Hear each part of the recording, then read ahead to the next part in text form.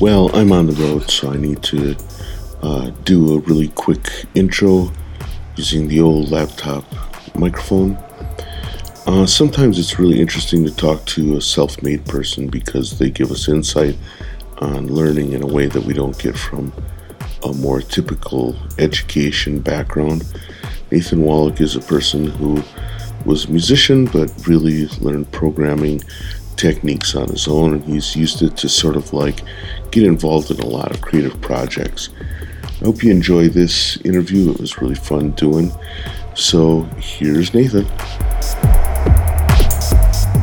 Okay, today we're talking with Nathan Wolek. I first ran into Nathan as when I was looking for some help in doing a project that required some granular processing. He had created a thing called the Granular Toolbox, which was incredibly helpful and kind of opened the door for me to explore granular stuff without having to dive into the evils of mathematics and stuff. And so it was really helpful. Hi, Nathan. How are you? Good. Good to talk to you, Darren. Yeah. Thank you so much for joining us on the podcast. The podcast is kind of getting legs here, and it's really, really great to get a lot of positive feedback from the users. And you were one of the people that folks had mentioned that they would like to hear an interview with. So welcome to the podcast. Thanks. Happy to be here. Yeah. Why don't we kick this off by having you tell listeners a little bit about yourself? Where did you come from? What are you doing currently? What kind of work do you kind of consider your own?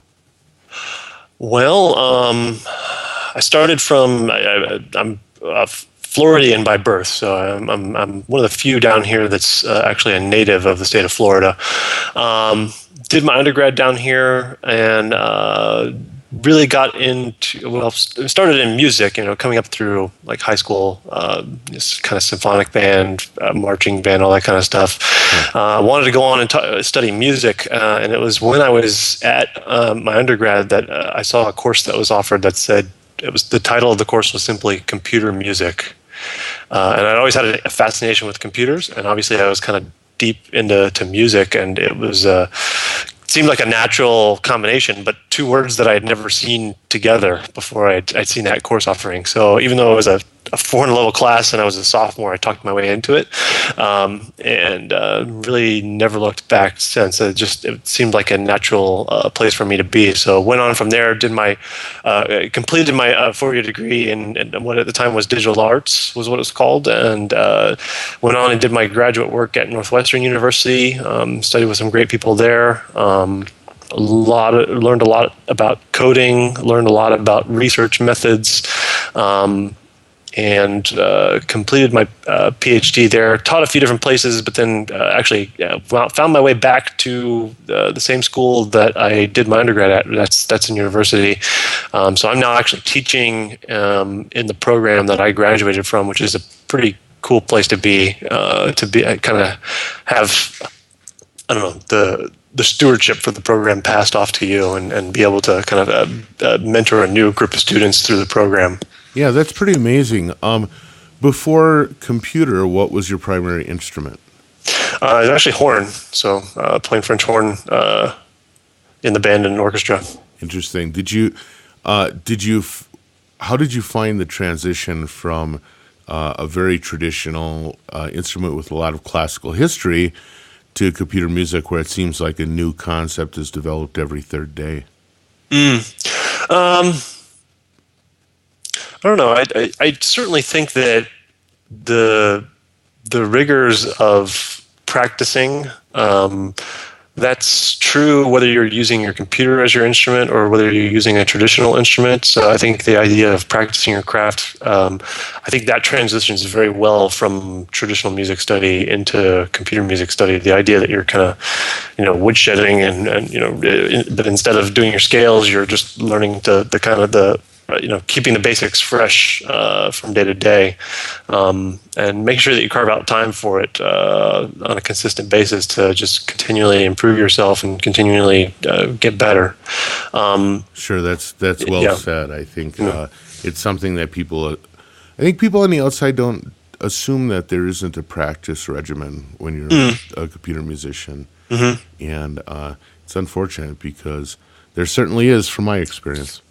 Yeah, and you've got to get in, and it's different in that someone's not handing you the piece to practice and learn. You're sitting down and creating the piece a lot of the times. But just like when a new piece of software does come, I think the best way. I often start by not reading the manual, but just diving in and trying to do a project in the vein of what I typically would have done, and that tells me a lot about what's changed in the next iteration of software. I'm thinking in particular this year, there was a new version of Logic that came out, and I teach Logic and Logic Pro in one of my classes, and it was just making the determination. Let me sit down and do a project with this and see what's different, what's changed, and that revealed quite a lot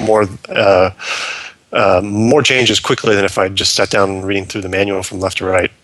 Sure, that makes a lot of sense. Now, as I said in the intro, where I kind of first ran across you was with your development of the Granular Toolkit. It was a great way for a Max user who didn't want to sit around and figure out window shapes and grain sizes and stuff to be able to dip a toe in that world and feel comfortable with it. But from my perspective, in order to present that kind of a library, it really meant that you had to spend a lot of time with window shapes and grain sizes and stuff. What was it about Granular Synthesis that kind of caught you in the first place, and what was kind of the process that you went through internalizing that? It was actually, being a graduate student, one of the things that you inevitably end up doing is getting assigned a graduate assistantship. So you're effectively working with and for a faculty member on some project that they've defined, basically. So there's teaching assistantships and graduate assistantships. My graduate assistantship that I was assigned was working for one of the composition professors named Nathan Wolek, and he was working on a project where he needed a lot of coding, a lot of Max work done, basically, to get this 90-minute song cycle that he wanted to produce done, and it had everything from an 8-channel speaker array to live processing on the vocalist to he had a disc clavier that he had rewired so that we had to have MIDI talking to the disc clavier to prepare and unprepare the piano in real time. But it was a lot of stuff, and I think the beauty of that relationship is that he could kind of dream, and then I could go off for a week and kind of woodshed and come back and say, okay, is this kind of what you're thinking about? And he'd say, well, yeah. And sometimes he'd say no, and I'd go back and work on it some more, basically, and get sometimes he's butting up against what's possible, and I'm kind of trying to find the middle ground and that sort of stuff. But it was in that process of working with him on that piece, which ended up being called Thomas and Beulah. It was actually released on Innova Records eventually with Ursula Oppens on piano and I can't remember the soprano's name. Cynthia Heyman, I want to say, is her name. It was released on Innova. And it was in the process of that he said, I really like granular processing, and I like using this little program called MacPod that one of the guys up at Simon Fraser University had used, but it's not in real time. Wouldn't it be great if I could process the soprano's voice in real time using granular processing? So it was one of those problems that he posed to me of, go figure this out, basically. The barely viable project. Yeah. And this is let's see.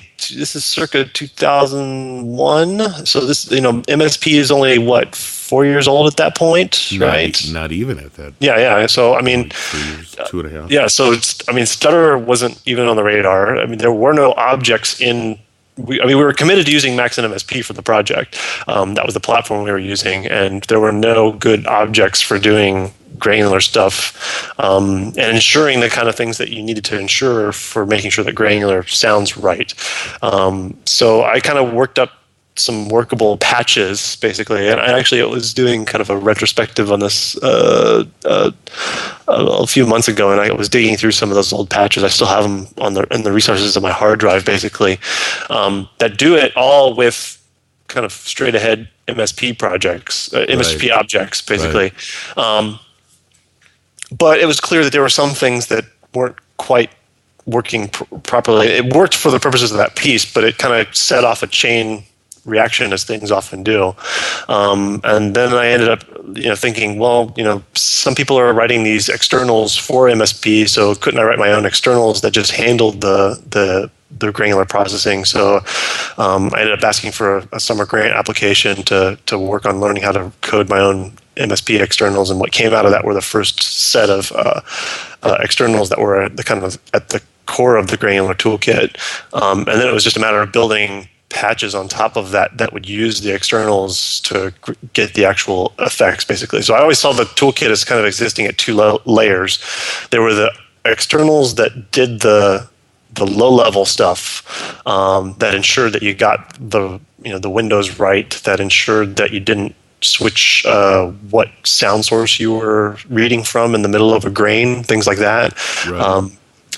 And then there were the higher level patches that kind of sat on, or abstractions that sat on top of that could do things like just, okay, I want to pitch shift a voice using granular processing. So here's my input, here's the pitch setting that I want, here's the output that's going to be pitch shifted. So I think that was the kind of key thing, was having it at those two levels. So I'm over the years, I guess the majority of the people are using the high-level patches, basically, but there's always, I guess, even the people that are using the high-level patches tell me that it's reassuring to know that they could dig down into the low level if they wanted to make a tweak or something like that. Right. And the fact that it's all Max means that they know how it works, and it's not some obscure code language that they're not familiar with.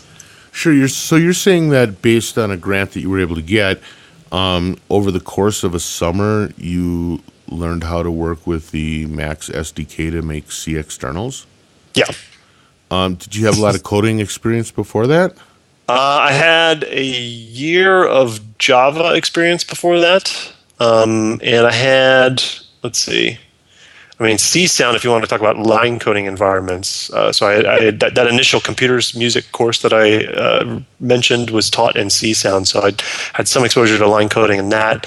But not a lot of line coding experience, and it was mainly in computer music languages, not coding properly. Yeah, general use languages.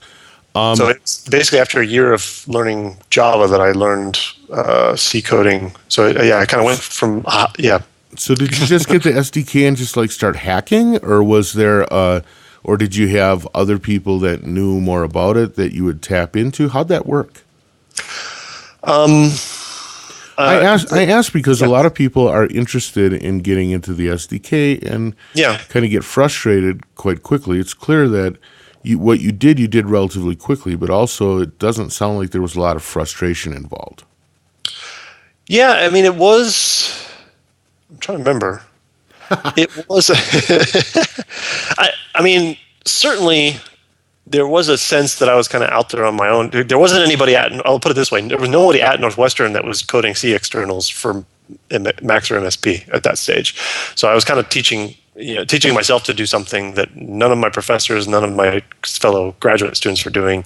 And so there were some emails back and forth, and I think it was there was David's manual that came with the SDK, but there was also, was it Ichiro Fujinaga? I can't remember his name exactly, who had a bare bones, getting started writing with the Max SDK. Oh, yeah, way back when, right? Yeah. I think that was a big help, because it effectively read like something he had set up a project for his students to do, and he had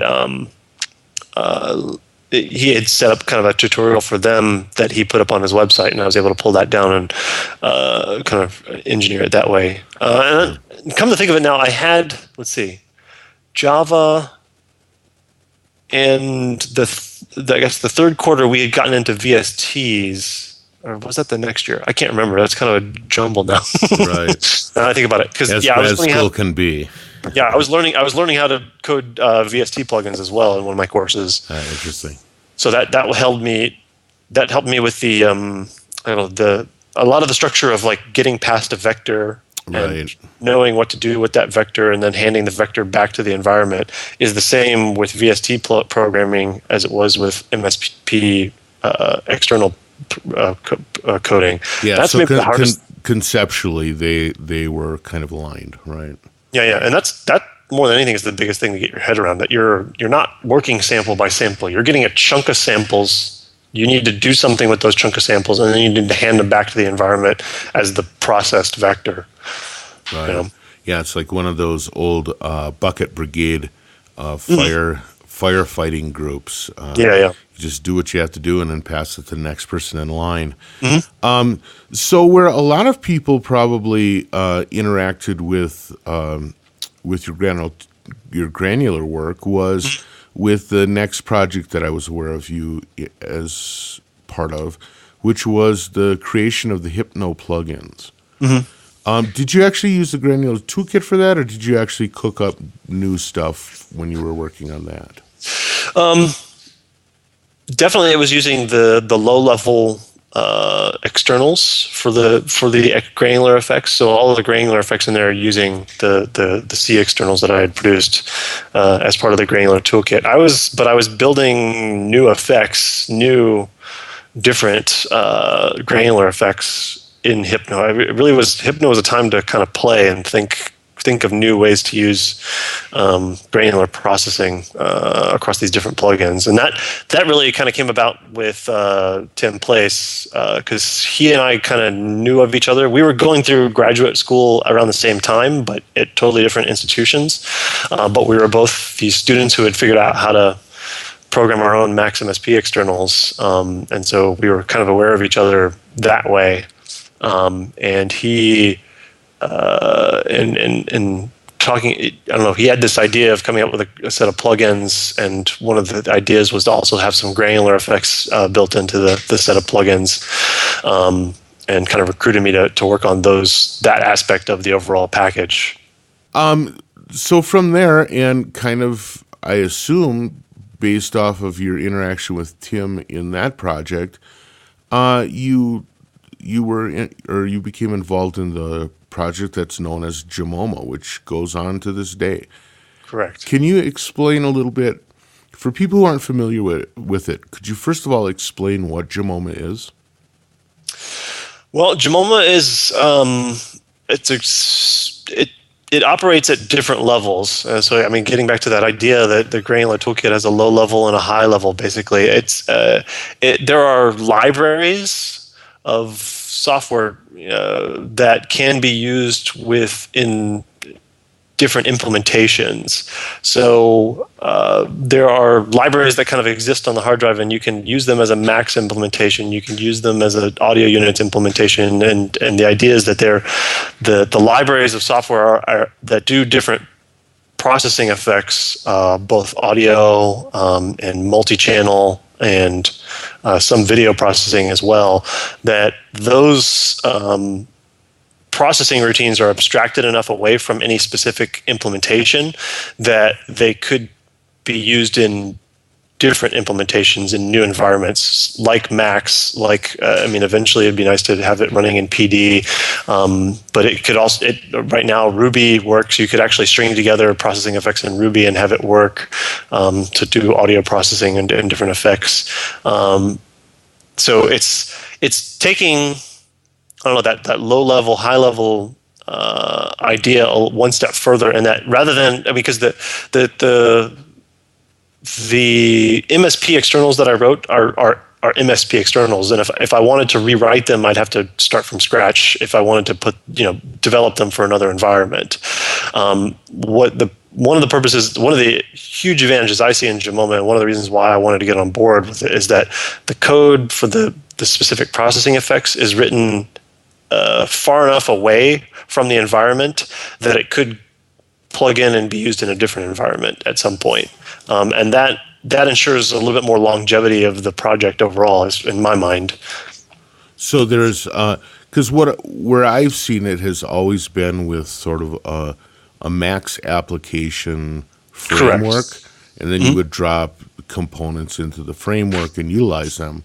But the idea is that the individual modules themselves have some sort of abstraction layer that allows them to work in other environments.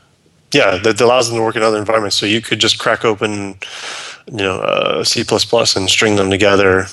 You could work in Ruby and string them together. And the idea is that those implementations could go to other environments in the future. I see. Yeah, that makes a lot of sense. Now, who all's involved in that project right now? Oh, it's a long list. Well, it seems that. So Tim Place is certainly heavily involved with it. There's Trond Losius, who's based in Norway, who's involved with it. There's several programmers down in France, Theo de la Hogue, Pascal Balthazar, Julian Rabin. I'm going to forget a bunch of people, basically, but we're kind of scattered about. Niels Peters, who's out in San Diego now, has been involved with it, and there's been other people that have kind of come in and come into the project and left the project at various points in time. And I'm sure I'm forgetting somebody, so apologies to whoever if you're out there listening if I've forgotten your name, basically. But yeah, I think that's the other cool part of the project is that there's really I think there's only a few places where there's two people working on that in the same geographic location. We're all kind of geographically distributed, and so there's opportunities there for working. I don't know. Whereas a project like this, 20, 30 years ago would have required a university saying, or some other institution saying, yes, we're going to develop this research team and we're going to hire these individuals and bring them together and put the project forward.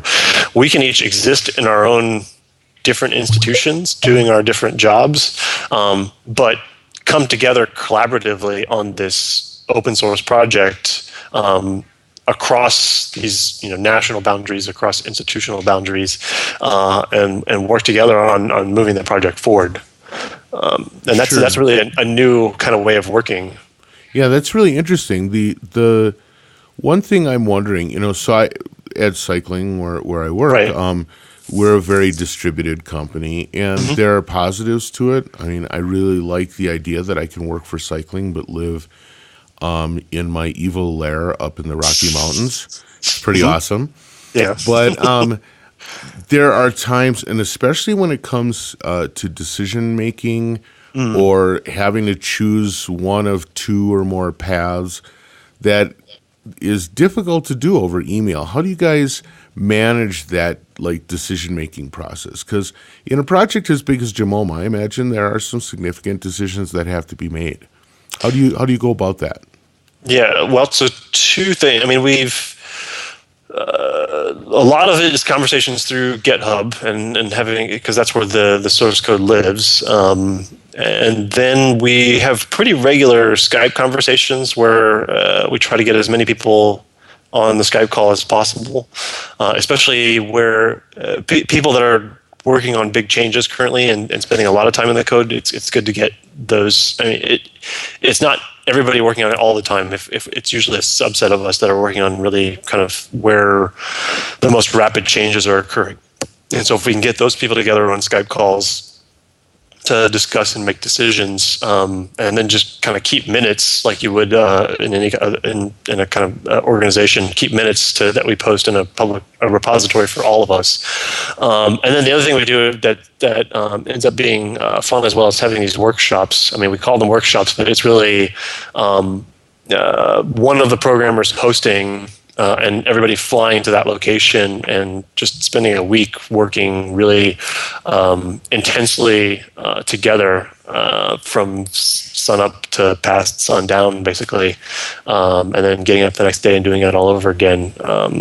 Those end up being kind of good bonding opportunities with the other programmers, and a lot of decisions get made at those things. A lot of upheavals happen as we make big changes at those meetings, basically, and then we kind of go away and each work on a little piece and then come back together, basically. But and that's also an opportunity to for those of us, because it's distributed across the world, it's an opportunity for us to travel and visit other parts of the world, which is kind of interesting for me as well. Right. Yeah. So from your perspective, what is the goal of the JimOMA project? Is it to simplify some aspect of creative development? Is it to make it, is it for ease for the developer to be able to switch platforms? What is kind of the overriding goal that you're trying to accomplish with JimOMA? I think both of those things that you mentioned. I mean, I think the implementation in Max is there to ease and rapid development. It maybe the JimOMA modules exist at a little bit higher level than some of the like MSP objects and those types of things. And having a common way that they speak to each other through using open sound control messages helps with kind of rapid development, and it gives you a platform for someone to plug into the JimOMA project and build their own modules that are then built in a standardized way so they can be shared and that sort of thing. I think on the developer side, the idea that my code is abstracted enough away from Max that if, God forbid, Max were to go away, don't say it. Don't say it. Well, I don't. No, I understand. Right. I'm just making fun. Yeah, you're not. You've got a little bit of security there, and then for the Granular Toolkit, was stuff that I did on my own by myself, and part of my thinking in getting involved in a larger project that. Because before I got involved, JimOMA didn't have granular operators, and it still doesn't have granular operators because I'm still working on them. Because it's getting them right so that it can work in this kind of multi-platform way. That's kind of holding up the process for me. The idea that my code lives in an environment that has other people shepherding the overall project. Does that make sense? Sure. So if I get pulled away, I mean, there's been times when I've been pulled away from the Granular Toolkit and haven't had time, years to work on it, but it's still been out there, and people send me bug fixes, and I'm like, I'm working on other projects now. At least it would be in an open source repository where there's other people that understand the code. There's other people that can kind of help and make sure it continues and keeps going on. So thinking more about the longevity of my own work, it's better to be in a collaborative open source project than it for the Granular Toolkit to continue to be this kind of lone gun project. Sure. But lone gun projects are pretty interesting as well. Do you have any in the works right now that you're kind of beating on? Let's see. Well, I mean, it's been the bulk of my creative time has been dedicated to JimOMA, but I've been trying to get back in since I was in Norway. This, I guess, maybe something I haven't addressed basically. But part of what grew out of the getting involved with the JimOMA project was actually putting together a Fulbright application, which allowed me with my family actually to go spend 6 months in Norway, in Bergen, working with Trond Losius, where he's based. And while I was there, I really kind of got the bug back for working in sound installations as a medium, where I had been doing a lot of stuff with live performance and laptop performance. There was a lot of cool stuff going on with sound installations, and I hadn't really done any sound installations since I was in graduate school. Okay. And it kind of reignited my interest in that area. So I'm trying to think more. How I'm going to move in that direction creatively, how I'm going to get more opportunities to do that type of work going forward. Not that I think I'm going to be, never come back to live performance, but I think I want to kind of hit the pause button on that and explore sound installations again for a little while. Because I think I've gotten bitten by that bug. So yeah, it's a different discipline. I really find it interesting in an introspective way where I like performance for its extroverted nature, but sometimes the sort of like contemplative study of what you're doing in an installation environment can be really compelling. Mm-hmm. So one of the things that I wanted to ask you about, because it really caught my eye when I went and looked at your website, because I do, of course, super detailed research on you. I look at the front page of your website, and then if there's an about me, I'll read that page too. But the very first image on your webpage is something that caught my eye because it happens to be something that I'm interested in as well. You have a picture of teaching a workshop in a boys and girls club. So this would be, I would take it, like middle school age children, or even elementary. No, these were middle school age kids at the local Boys and Girls Club here, and a community that's right next. So Stetson University is in DeLand, Florida. Community right next to that is called Spring Hill, and it's got a Boys and Girls Club. We were looking for a place to partner with this. We were really kind of inspired by. Well, this was my Computer Music 2 class, so I try to kind of teach fundamental concepts in Computer Music 1, but then try to in my second semester of my topic sequences, I try to pitch some big project at the students that it's really kind of impossible to tackle unless we all work together. Does that make sense? Yeah, that makes a lot of sense. Because I think those are really good learning opportunities for my college students to have to work as a team, to have to kind of figure out what their roles are, how they're going to contribute to the project overall. Those are the kind of things that I feel very strongly as an educator are important at the college level as you get deeper into topic sequences. That being said, so we found a way to partner with the Boys and Girls Club. We had seen some of the work that each Bookvic was doing up at Virginia Tech with PD LORC. Right. So PD LORC is a kind of variant on PD, but they had created what they called a K through 12 a quick K through 12 version of PD LORC that had these very simple objects that kids could drop, and the idea that they were able to take it into younger age groups and teach them kind of creative coding, give them a creative coding opportunity. And it just happened that they actually did this at their Boys and Girls Club. We had a connection through the administration here at my university to the local Boys and Girls Club here. I contacted HO and I said, "Look, we're thinking about replicating your project down here. Are you okay with that?" I will obviously give you credit, and every time I mention the project, I said I'm going to totally be sure to mention that this is not. We're basically using what you guys have done and replicating it, and to kind of further this goal of teaching creative coding to kids at a younger age. And he was more than happy to have someone else doing it. And in fact, PD LORC is open source, so he wants as many people sharing and using the software as well.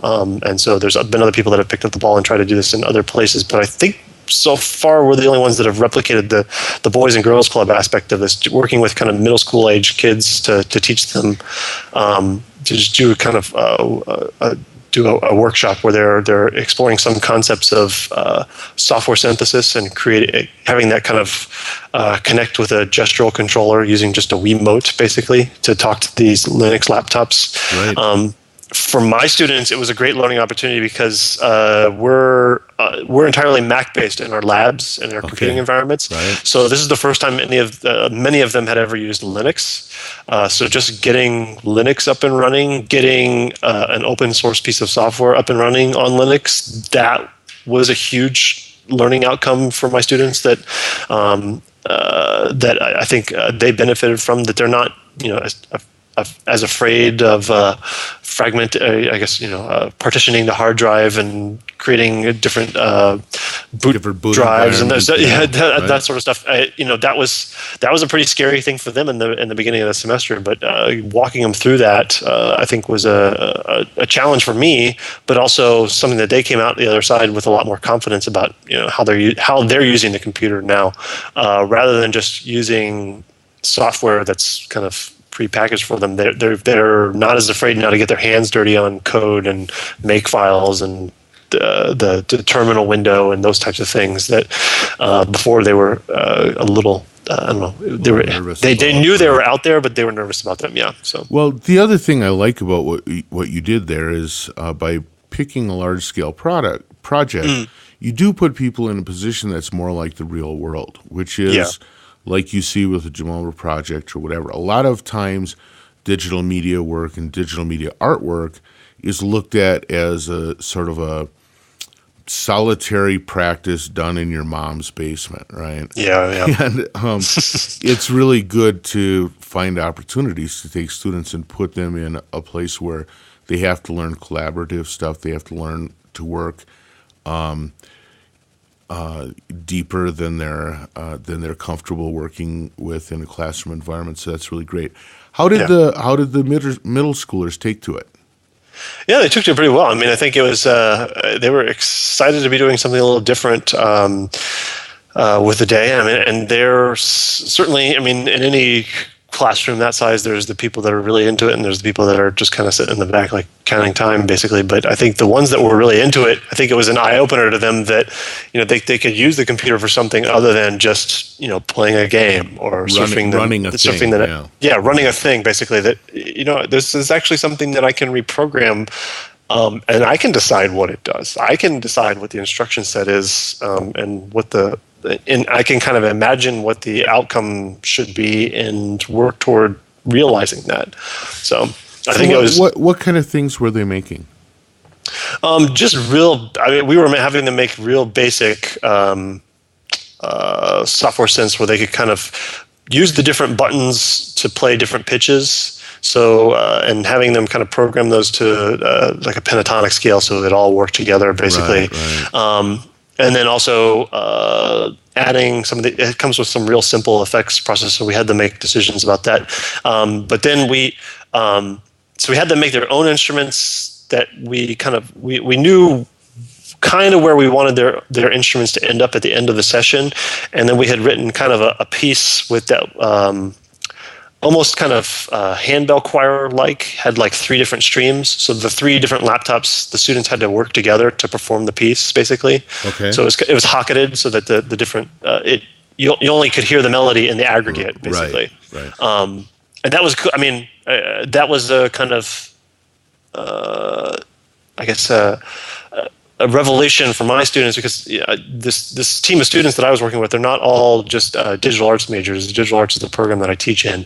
I had one student that was a composition major, and he just like the digital art stuff, he kind of was a little nervous about, basically. But as soon as I told him, look, I need you to compose a piece that can be played by middle schoolers in this hocketed fashion, and he was like all over that task, and he composed like this series of 3 pieces, basically, that they could play together, basically. So ended up programming it actually on his senior recital. Wow, yeah. That's fantastic. Is that something that you expect to do more of? Oh yeah, absolutely. I mean, I think if anything, it's been trying to find the right opportunity with the right group of students to go back. The Boys and Girls Club would like to have me back, you know, tomorrow, basically, to do this every week. But it's a matter of balancing it with all my other responsibilities. I think there might be some opportunities the next semester for a student to kind of lead the charge and do it as a kind of service project. I think that's what I like about where I am teaching. We have a deep commitment to service learning projects where the students are kind of getting out and doing service projects and learning through that. And there's a real commitment to this type of experiential learning where you throw a big task or a big topic at them, and the students have to kind of work through that. And the faculty member is more of a guide at that point rather than a sage just imparting wisdom on them, basically. So I'm much more comfortable with that kind of coach's role of kind of coaching them through it and being the expert in the room, but tackling a problem that, I mean, I had never done a workshop at the Boys and Girls Club before, and it was kind of exciting for me to think that we're going to be doing something for the first time for this class, basically, that I'd never done before. So I get really jazzed about teaching classes where I don't know what the outcome's going to be, basically. Right. Yeah. It's exciting for you as it is for the students. Mm-hmm. Yeah. What about this was the most nerve-wracking, then? You know, since you hadn't done it, you were probably building up a whole framework in your head of all the things you were scared that might happen. In the end, what was the thing that was the most difficult? I think just the learning curve on. I mean, because it was my first time spending a lot of time in Linux as well. So just having enough faith that we could take that leap and make it work, and that there were enough people out there that we could call on favors to kind of get on Skype with us and talk us through a process. I mean, there were a few weeks where we were at a standstill. The Linux, we had to get certain laptops to run Linux just because. Let's see, in order to get all the hardware working correctly, the Bluetooth, and there was a couple of hardware dependent features that had to be there. And that's right. You had the Wii remote. Yeah, the Wiimotes rely on the Bluetooth basically. That actually ended up being a pretty big challenge because the let's see. We didn't have the laptops that were going to be dedicated to this project, but we had a grant that we knew we could go buy them if we identified. So I actually made that part of the students' project as well. We needed to identify what laptops we're going to buy, and we were reading this research about now Windows 8 is out. Some of the responsibility from that used to be software is now shifted to the hardware, and it might not work with Linux and that sort of stuff. So, and then we had to pick a Linux specific vendor to buy Linux specific laptops, but they shipped it to us with a busted Bluetooth interface, so I had to teach them how to pull out the Bluetooth card, Bluetooth Wi-Fi card, and ship it back to the company so that they would ship us new ones and reinstall them. I mean, some of them had not cracked open their computers to that point. It's a kind of never had to, right? Yeah, they never had to, right? So I mean, that one I think was where it got the hairiest, was getting the Linux up and running and working and getting PDLurk. We had to work with Icho a little bit to get the script right. Some of the things that were specific to Icho's own installation were not the same as our installation of Ubuntu, so we had to work through some of those things. So, dependencies and all that sort of stuff when you're working with open source software, you have to get those right, otherwise your software won't compile. So, that was probably the hairiest part of it. Yeah, so I'm about to embark on working with a local middle school, late elementary and middle school set of children to do sort of a creative coding, robotics, learn to play with electricity, all those kinds of things. And I'm scared to death. So now would be a great time for you to give me words of encouragement and things to look forward to, because right now my jaw is clamped tight. Yeah. I think the quicker you can get them making sound or making things, we had SparkFun, the SparkFun group. They actually just were on campus a few weeks ago doing one of their workshops, and doing the little blinking LED thing. They had us blinking the LED like within 15, 20 minutes of the start of the workshop. So the sooner you can get them doing something that looks cool or sounds cool, that kind of hooks them in. And then it's like, okay, now let's dissect what's happening here and that sort of thing. So I think we had, in ours, we had a kind of demo ready to show them what was possible before we had them dive in and start to make things on their own. All right. Well, thanks for that advice. That actually kind of aligns with some of what I hope to do too. What do you think is the future for the digital media, digital studies world? I think it's really exciting, but it seems somewhat unclear what direction things are going to go. Is it going to go more performance? Is it going to go more coding oriented? Is it going to be more about gamification? What do you see as sort of the future for the digital arts? Or does it just get normalized to the point where it just gets called art? Yeah, I don't know. I think it's. I think there's a lot more movement in the digital arts between people that are working in different media forms. By which I mean, in the traditional arts, there's a little bit more. I guess people think of themselves as a painter or a sculptor or a ceramics, and in digital arts, it's a lot easier to move between different media barriers, so that you can be working with video one week, you can be working with hardware another week, you can be working with sound the third week, and I really think that more than anything, this kind of flattening of the fact that look, what's common is that it's a computer and we're doing creative things with it. That is really the norm, basically, and it's I think what we lose these kind of barriers, and that's not to say that you don't want to, I guess, approach those different medias from a naive perspective, because that doesn't help either. I mean, you kind of it gives you the freedom to kind of dive in and learn as much as you can about that different way of working. But it also gives you the responsibility of learning to do a good job on it, right? Yeah, exactly. Well, Nathan, thank you so much for your time. It was a fascinating fascinating interview. I really liked the fact that we were able to talk about not only the JimOMA project and the Granular Toolkit, but really kind of talk about this thing with teaching younger kids to work with stuff. I think it's a big part of having our future all be vital. So, but any parting words? No, just thanks for having me. I appreciate it. It's been fun to just sit and chat. Yeah, exactly. Thank you so much for your time. I appreciate it. All right, thank you. Talk to you soon. Okay. Bye. Bye.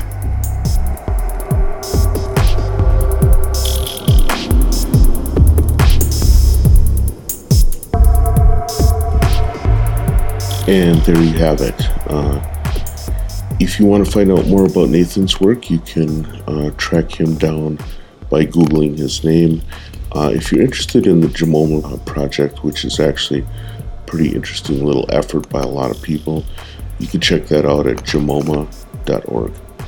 Thanks for listening. As always, if you have any suggestions, either for improvements in the podcast or people to be interviewed, just drop me a line at ddg@cycling74 and I'll get back in touch with you. Thanks a lot.